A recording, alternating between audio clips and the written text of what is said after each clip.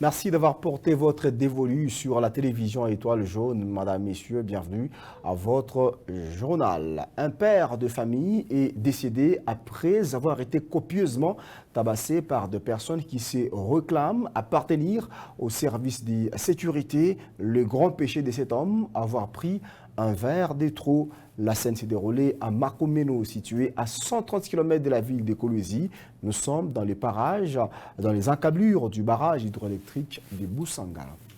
Âgé d'une quarantaine révolue, Richard est le nom de la victime. Il a été copieusement tabassé par 6 personnes qui seraient agents du service des renseignements. Ce bourreau ont roué des coups à Richard pour avoir pris une boisson à forte dose, à en croire le chef du village. Bantu yane balipika mutu sana banaua na ile message tulifikiza na kwa ensemble ya Kolwezi kwa chef wa cabinet ya Kolwezi alishikia ile message ile. Il y a les agents de l'ANER qui ont copieusement tabassé un monsieur qui d'ailleurs a succombé sur place. Et d'ailleurs, ce n'est pas pour la première fois. Depuis 2017, nous sommes victimes de ce genre de situations ici chez nous. Que justice soit faite est la volonté de tous les villages. Nous ne savons pas où aller. Le chef de l'État est vraiment à distance. C'est pourquoi nous nous adressons à Mme Fifi Masuka, Mme la vice-gouverneure, qu'elle vienne à notre ressource afin de résoudre quand même nos problèmes. La victime du nom de Richard laisse derrière elle une veuve et 4 enfants. Il s'y est de souligner que le corps de l'infortuné reste gardé à la morgue de la cité Jukamine Louilou.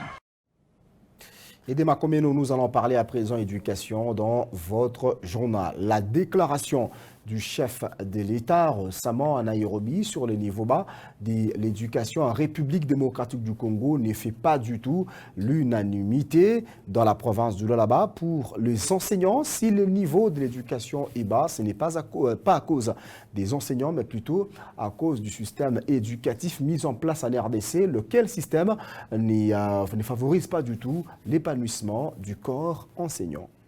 Il faut dire de manière générale, il y a eu régression. Régression, c'est quoi?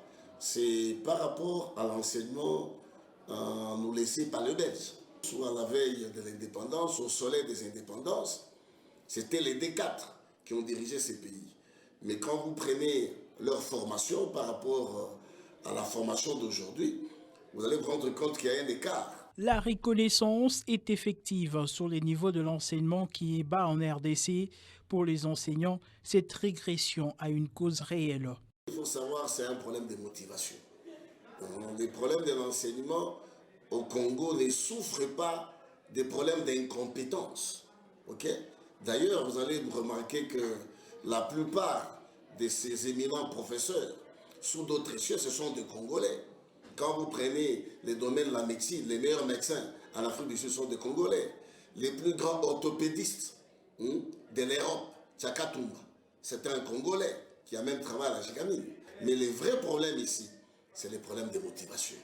L'enseignant congolais est démotivé par rapport à son traitement. Pour pallier à cette situation, une seule solution s'impose.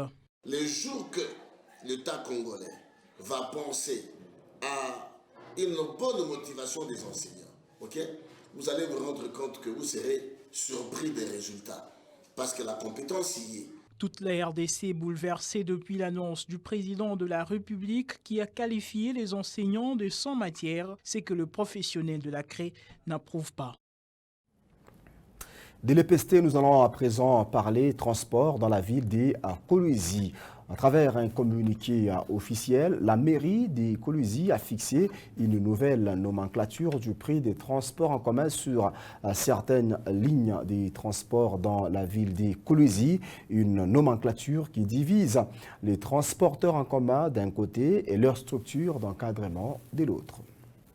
Du côté des structures d'encadrement des chauffeurs, de nouvelles grilles tarifaires fixant les prix des transports en commun semblent être raisonnables.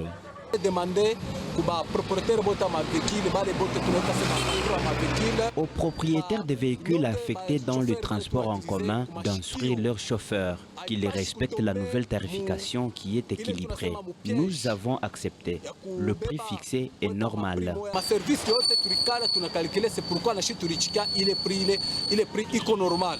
Pour les conducteurs des véhicules et transports affectés dans les transports en commun, cette grille tarifaire ne joue pas en leur faveur. Nous ne pouvons pas entrer en guerre avec les autorités. Seulement, nous sollicitons qu'ils règlent le problème de carburant. Aujourd'hui, un litre est vendu à 5 000 francs congolais, alors que le prix des transports vient d'être fixé à 650 francs congolais. Ça n'ira pas.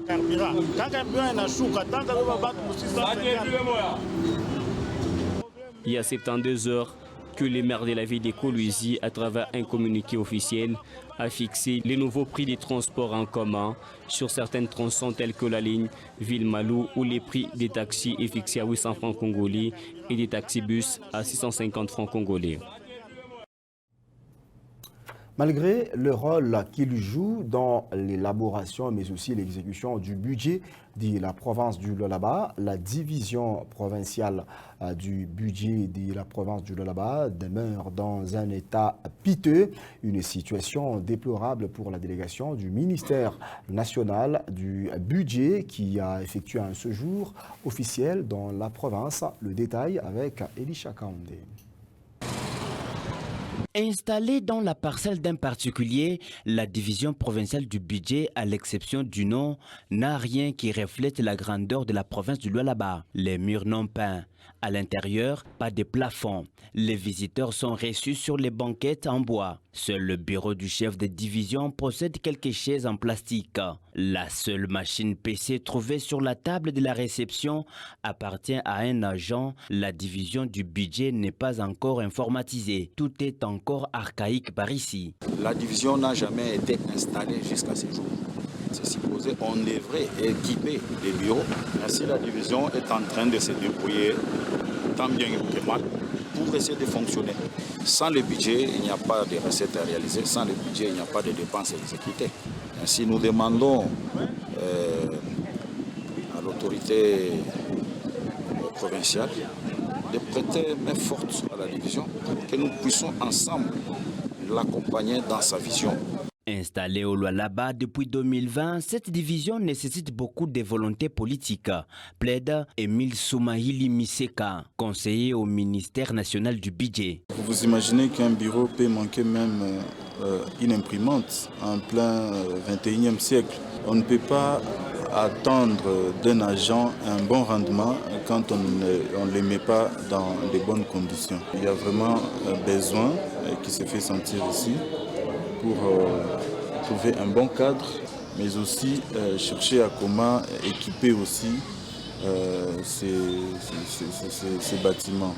La division du budget demeure une structure motrice pour l'élaboration et l'exécution du budget à tous les niveaux. Et puis le Conseil provincial de la jeunesse de la province du Lualaba annonce l'arrivée dans le tout prochain jour de l'ambassadeur de l'Union européenne en RDC dans la province du Lualaba. Par cette même occasion, le Conseil annonce également la poursuite de l'enquête pour le décès d'un membre, le décès tragique d'un membre du CPJ. Cette annonce a été faite par Emmanuel Mouteb, président de cette structure depuis la capitale Kinshasa. Il a été joint par Raphaël Oblonzi.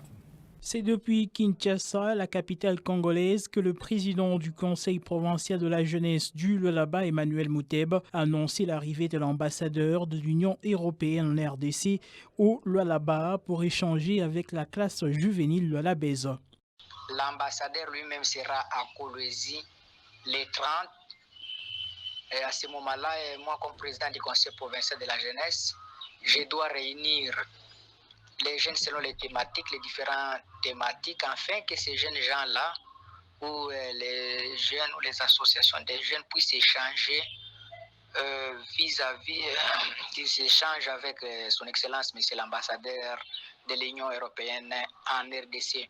Occasion d'annoncer l'implication des autorités nationales sur la poursuite des enquêtes sur les décès du conseiller en matière de sport du CPJ. Le ministre a dit qu'il va s'impliquer pour que le ministère de la Défense, le ministère de l'Intérieur ainsi que le ministère de la Justice puissent se concentrer sur cette question-là parce que jusque-là, notre frère est encore à la morgue. Les jeunes du Lualaba auront à présenter leurs desiderata aux représentants de l'Union européenne en RDC sur des thématiques qui seront abordées durant son séjour dans la capitale mondiale du cobalt. Et en national, avant de terminer votre journal, les hommes qui servent sous les drapeaux congolais sont au banc du savoir afin de recadrer le tir. Le président de la République a ouvert jeudi dernier devant les autorités militaires un séminaire sur l'éthique et la déontologie militaire au sein des forces armées de la République démocratique du Congo. C'est un commentaire qui porte la signature de Ben Moulanda. Devant des officiers généraux et supérieurs de FARDC réunis au groupement des écoles militaires, ex-centre supérieur militaire, le président de la République, Félix-Antoine Tshisekedi Tshilombo, a lancé ce jeudi le séminaire sur l'éthique et la déontologie militaire. Dans son discours d'ouverture, le commandant supérieur de FARDC a indiqué que ce séminaire se veut un haut cadre stratégique pour une réflexion approfondie sur la discipline militaire. Organisé par le ministère de la Défense, ces séminaires de 2 jours devraient permettre aux participants de s'imprégner et d'intérioriser tous les préceptes qui fondent la discipline au sein des services de la défense et de sécurité. Par la même occasion, le président de la République a dénoncé et fustigé publiquement les comportements pervers de certains cadres de l'armée qui s'adonnent à des pratiques contraires à l'éthique et à la déontologie militaire. Il est temps de mettre fin à toutes les pratiques qui ont favorisé les assassinats et meurtres de nos concitoyens, a-t-il dit. Dans le même ordre d'idées, le chef de l'État s'est inscrit en faux contre l'idée d'une alliance entre les officiers FARDC et des groupes armés afin de combattre une autre groupe armé, le M23. On n'éteint pas le feu en jetant de l'huile au feu, a dit le président de la République. Toutefois, le président de la République a réaffirmé sa volonté de poursuivre la réforme au sein de l'armée. Le commandant suprême des FARDC a révélé que jamais dans l'histoire de la RDC, l'armée nationale a reçu autant des moyens financiers, tout en reconnaissant que les résultats ne sont pas proportionnels aux moyens mobilisés. Auparavant, le ministre de la Défense avait relevé tous les antivaleurs qui gangrènent l'appareil sécuritaire de notre pays afin d'y mettre fin. Népotisme, clientélisme, tribalisme, etc. sont autant des mots qui avilissent l'armée nationale. Promulgué en 1955, le code des disciplines militaires vieil de 57 ans doit être mis à jour. Madame, Messieurs, c'est un commentaire de Ben Moulanda rendu par Anita Kohn. Fin de ce journal. Merci à tous et bon début de week-end chez vous.